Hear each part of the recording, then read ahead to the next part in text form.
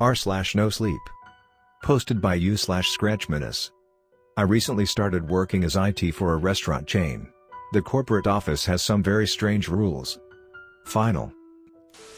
Long time no see, everyone. Yes, I'm still alive. Sorry for not updating for a couple weeks, but I'm sure you can understand. Spending a week with an unnatural demon invading your personal space isn't the most enjoyable of experiences. Before I get into everything that has happened, I'll just make a few statements. First, I have left my job with, redacted. No, it was not on bad terms. After talking with my boss, he agreed with me that it would be safer to avoid anything having to do with the company in the future. He even gave me a bonus before I left, if that's what you would call it. Maybe it's more akin to a bribe or apology for the shit I've seen. Second, that horrid creature is gone now. But I'll get more into that in a moment. Third, leaving the company, as it turns out, is not as simple as I thought it would be. There's a catch, it seems. But I'll touch on that momentarily as well. Another thing I want to address quickly is a comment left on my last post about the fact that I did in fact curse in the restaurant.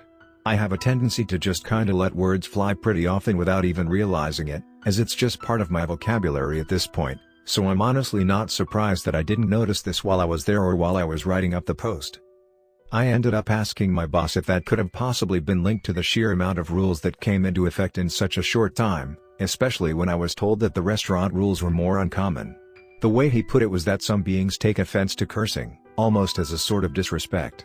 So maybe I just pissed one of them off and they decided to teach me a lesson. Now then, the matter of my intruding roommate.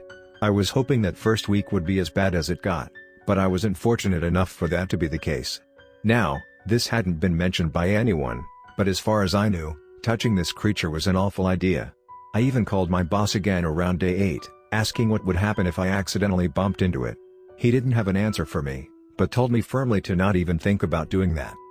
So imagine, if you will, trying to avoid bumping into someone while simultaneously trying to avoid looking at them, while also trying to act like you don't even know they're there. If that sounds like absolute torture, it's because it is. And that thing knew it. It happened on one of those nights when I woke with a start and caught sight of a figure in the corner. I ignored it and rolled over, feeling much safer facing the wall despite the fact that it left my back exposed. So far it hadn't made any attempt at me, so I had no reason to believe it would suddenly do so now.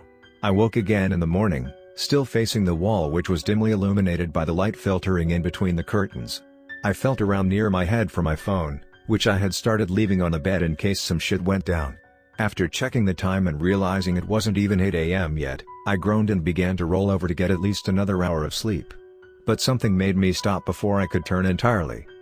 What I had thought was simply the dip of the center of the bed, due to me sleeping in that spot for years, was actually a much deeper incline. Like when you're sitting on a soft couch and someone sits right next to you. I started to panic. Even without turning over, I could feel those eyes burning into the back of my head. My hands felt sweaty and it became hard to keep my breathing under control. That extra hour of sleep started to sound pretty unappealing. There was no way to make this easy. I took a deep breath to prepare myself and sat up, pushing off the covers as I normally did.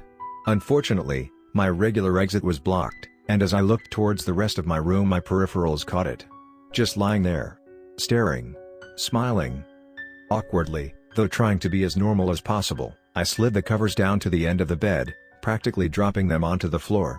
Then, I scooted forward on my ass until I could step off of the mattress. Without hesitation, I exited the room and went about my normal morning routine. Nothing happened for the first couple hours of my day. I avoided going back into my room for any reason, fearing what I'd find. Instead, I made breakfast and watched videos on my phone downstairs for a while. But at 11 AM I started to get bored. I thought maybe I could just run upstairs and grab my Nintendo Switch from its dock. It's relatively close to my bed, so I'd have to be a little cautious, but I had already caught up on all of my shows in YouTube. Just sitting here waiting for some abomination to crawl out of the woodworks to stare at me was about as unappealing as staying in bed with it. So I sucked it up and went back to my room. Even just walking up the stairs I could feel something was wrong. Okay, yes, everything about this situation was freakishly wrong, but you know what I mean. Just a weird gut feeling that you're walking into something you truly do not want to be a part of. I decided that if I saw something amiss, I would immediately grab my keys and leave the house. But I entered my room to zero fanfare. No creature, no feeling of eyes boring into me, nothing. Something was still wrong though. I cautiously crossed the room and grabbed my keys, slipping on a pair of shoes as well. When I turned to reach for my switch, I caught it standing in the doorway, blocking it completely. But it wasn't just still and silent. It wasn't just smiling. It was making this awful fucking noise, this horrible kek sound, and even out of the corner of my eye I could see its shoulders shaking as it did. Then the sound of tearing flesh. The noises continued to come, though they sounded strained and gurgly, as if its mouth was filling with liquid. Then it took a step towards me. I don't know what happened to me in that moment, what made me snap. But this thing, this fucking horrible thing that had been haunting me for nearly 2 weeks, silently watching from the shadows and smiling at me, became all too real of a threat when it took that step. Something in me told me there was no going back. So I went forward instead. Without even thinking, I sprinted at it. I didn't bother avoiding its gaze or pretending I didn't notice it this time. And getting a good look at it brought on a fresh wave of fear-laced adrenaline. Like a woman whose face had been shoved into a wood chipper and then haphazardly reconstructed. A creature that, despite its humanoid figure, could never pass for a human if anyone gave it so much as a passing glance. Even as terrified as I was, I knew stopping would be suicide. So I charged harder and threw the entirety of my weight into the being. It hurled backwards into the hallway and crashed against the wall, blood spilling from its mouth and torn smile. I didn't wait to see if it got up. I bolted down the stairs and out the front door, slamming it shut behind me. As I bounded through the yard towards my car, I realized how horrible of an idea it was to get in it. This thing had zero problems entering a moving vehicle in the past with no warning. I would be fucked if I got in there. Without another choice, I took off running down the street. There was a small shopping center right outside of the neighborhood, and I couldn't think of anywhere else to go. I swear I saw something out of the corner of my eye multiple times as I zipped past houses. A figure crouching in a bush. A shadow slinking under a car. I ignored them all and kept running. Once I got to the shopping center, I walked into a relatively busy coffee shop and took a seat in plain sight. This was about as safe as I could be, I figured. After glancing around to ensure no suspicious individuals were in the area, I called my boss. "My name? Is everything alright? You sound out of breath." I'm fine," I replied, trying to slow my breathing. "I think I'm in big trouble, though." I explained the entire situation to my boss. He listened in silence, not interrupting or questioning my choice of actions at any point. Finally, when I finished, he exhaled heavily. "You have to get it to latch onto someone else," he stated grimly. "What? No, I can't do that to someone." "You don't have a choice." His intensity frightened me, at least enough to keep me quiet while he spoke. "I can send one of the corporate employees out to you and they'll take it from there. Plenty of them have experience with this and will be able to ensure that it all goes back to normal. But if it's already set off because of me, what chance do they have? The cycle sort of resets when another person is captured. From what we know, it cannot simply attack another person if they pay it no mind. Then why did it seem like it wanted to attack me?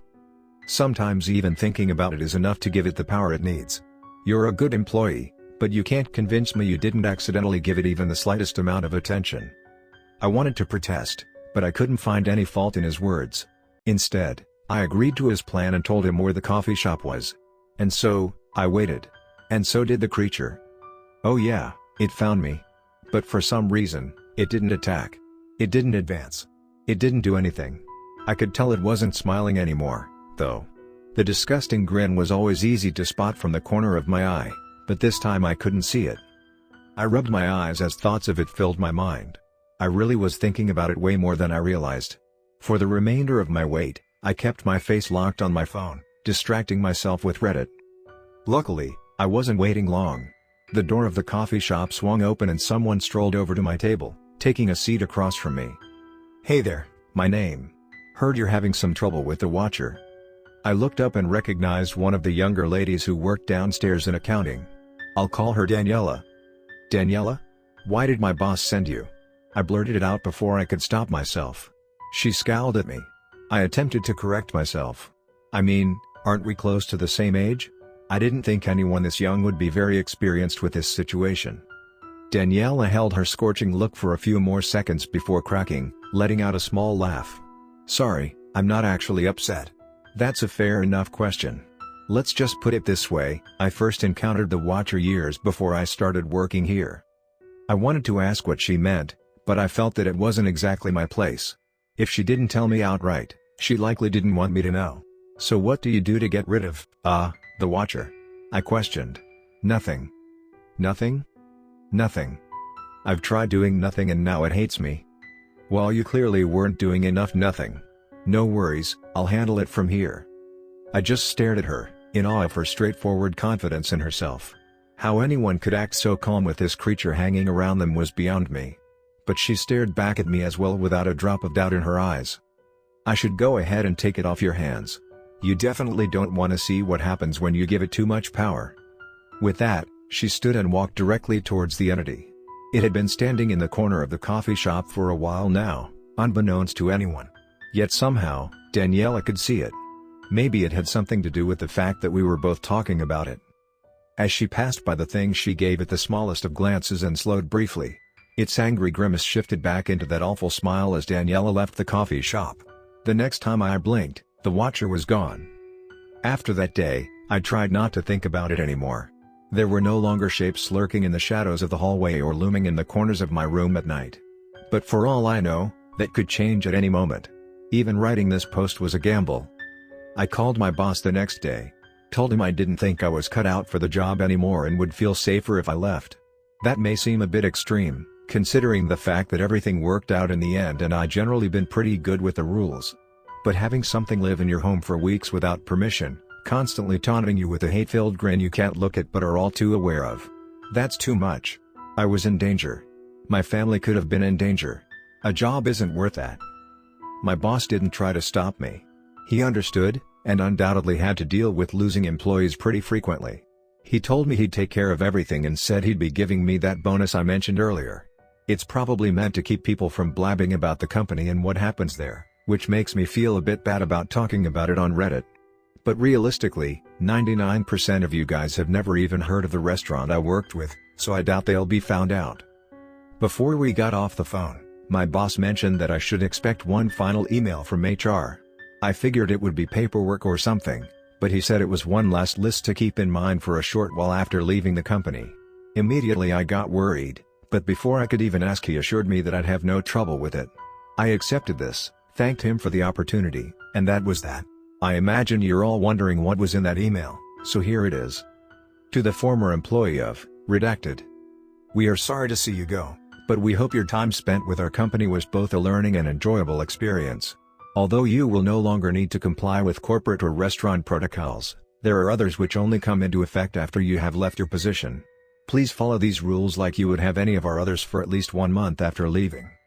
1. Each night before 11 p.m., leave a plate on your front doorstep with a single portion of any type of raw meat. We recommend using a chicken breast. It will be gone in the morning, but do not worry about who or what takes it. Should someone other than the intended recipient take the meat, you will not be punished. Please inform anyone you live with to leave the food alone for their own safety. 2. Any knocking heard on the windows at night should be ignored. Only those who have worked with, Redacted, can hear it. Looking outside while the knocking persists is highly advised against. 3. A few times a week you may be visited by a tiny creature that resembles a fairy of sorts. They are kind beings and a joy to have around, so long as you do not comment on their size. 4. Knocks on your door may be answered as normal, unless there is knocking on a window at the same time. Similarly to the window knocking, only former, Redacted, employees will hear this. 5. If you ever open the door to a chipper-looking man in a green suit with a briefcase, immediately decline to buy anything he's selling and close your door. 6. Do not host parties at your home while these rules are in effect. This will often be seen as an opportunity to blend in with the crowd, and you do not want uninvited guests. We understand that having to follow these rules within your own home can be a chore, but they are only temporary. So long as you follow them, everything will eventually return to how it was before you worked with, Redacted. Should you have any questions regarding the rules, do not hesitate to contact the CTO. Thank you for your employment. I couldn't help but sigh as I finished the email. Nothing with this company was easy, but the rules this time around seemed about as close as you could get to that. It's been a couple of days since I officially quit, and all has been fine. I've met one of the fairies since then, an oddly cute being that looked like a woman with a shell surrounding her body and translucent wings on her back, somewhat resembling a flying turtle. She appeared in my toilet, which was admittedly a bit surprising, and asked if I wanted to have lunch with her. I agreed, Figuring not pissing off strange creatures was a good idea. The window knocking gets a bit annoying, but I'm just glad I don't have to try to stop my parents from checking to see what's going on. I have absolutely zero interest in what's making the noises, and it'll stay that way. As for the man in the green suit, I've simply told my parents that I already ran into him and he seemed like a very aggressive salesperson. My dad already dislikes people who go door to door, so I have faith in him giving a firm no and closing the door in the man's face. The leaving raw chicken on the doorstep was a little bit more difficult to work around, because there's no way my parents would be alright with that. Fortunately, they never leave out the front door anyway, so I just sneak it out there when they aren't around. I'm always up at 11 p.m. anyway, so I can make sure it's still there. As lackluster as it may seem, I guess this is pretty much the end of everything. I don't anticipate anything awful happening with such simple rules. I appreciate the suggestions and help throughout this, and just the general reception of my stories. Because of you guys I can say that good things came out of this job. If you ever find yourself looking for work and something doesn't seem right, please for the love of God ask. If they refuse to answer, get the fuck out. No amount of money is worth your sanity or life. And if you somehow find yourself employed with the same company I worked for, don't assume you'll be safe just because you've read this. I got lucky. A lot. These beings are constantly evolving, and even the most detailed rules might become obsolete someday. Things may happen that even the most knowledgeable of people have zero experience with. When that happens, you just have to hope you make the right choices. I stress this because of what happened today.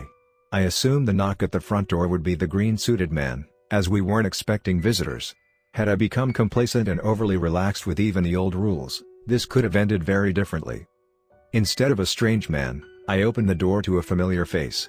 He held perfect eye contact with me as the entrance swung open, not even blinking.